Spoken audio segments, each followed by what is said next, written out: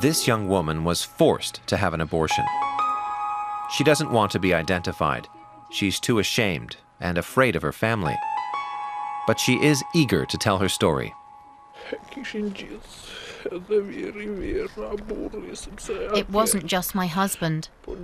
His whole family put me under pressure. They all wanted a boy. I'd already had a girl. They told me, you have to give us a boy this time. That's why I had an abortion.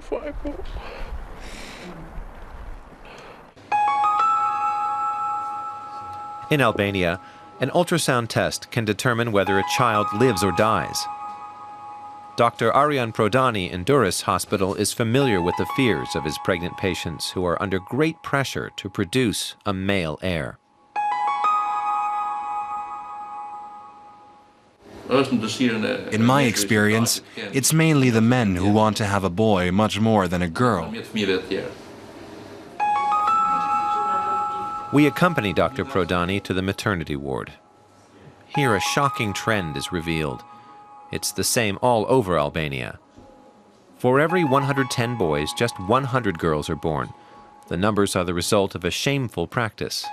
If a fetus is female, it's aborted, often with the help of illegally obtained drugs. The women come to us with a damaged amniotic sac and a high fever. Then we have to intervene to help them. We have no other choice but to abort the child. That's the only way to save the patient's life. It's a fate common to thousands of women in Albania. Many of them live here on the outskirts of Durrës. Most of the 60,000 people living on these marshlands come from the impoverished mountains in the country's north. The Osmani family moved here in search of work. But the difficulties they still face have led them to cling all the more firmly to their old traditions. Albanian women's rights campaigner Fabiola Lako Ergo says it's a pattern she sees frequently. Civilization, it's looking to them like, let's say, like a barrier. That's why they are going back. They have more traditional rules now than they had in the villages up to the mountain.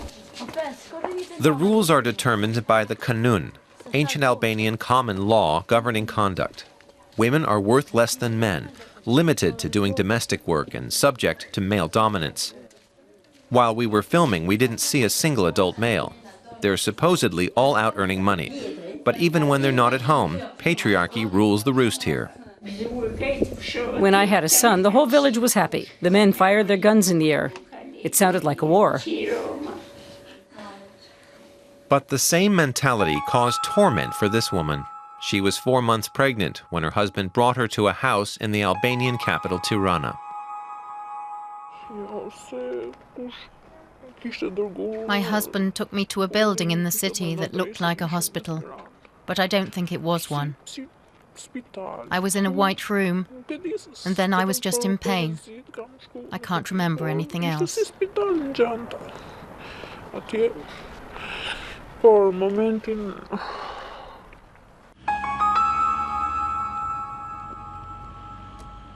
Incidents like this are now on the radar of the new government in Tirana. Deputy Health Minister Milva Ekonomi says at present there's little they can do about it.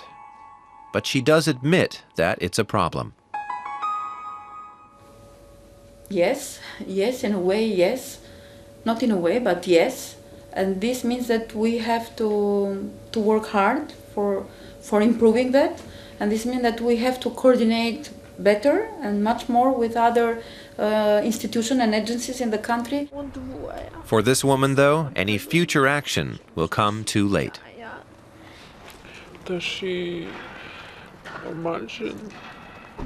It was simply wrong.